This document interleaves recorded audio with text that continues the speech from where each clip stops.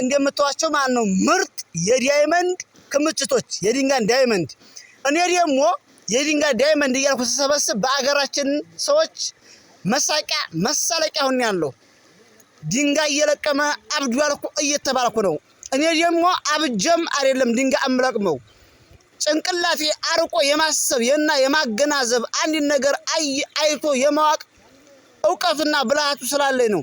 ይህ ድንጋይ በጣም በዓለማችን ውድ የተባለ ድንጋይ ነው። ነገር ግን ፍቃዱ ስለሌለኝ ወስጄ መሸጥ አልቻልኩም። ነገር ግን የሰፈራችን መሳቂያና መሳለቂያ ሆነ ያለሁኝ ድንጋይ ለቀመ አበሪ እየተባለው ነገር ግን ደግሞ አንድ ቀን ትልቅ ለውጥ ላይ አይደለም ኢትዮጵያን ዓለምን የሚያነጋግር ባለሀብት እንደመሆን አልጠራጠርም። ይሄም ደግሞ ተስፋዬን በፍጹም አልቆርጥም። አሁንም ቢሆን እለቅማለሁ፣ እሰራለሁ። አበዴ ሲሉ የነበሩትን ሰዎች ከጎን ሆነው እንዲያጨበጭቡ ነው የማደርጋቸው።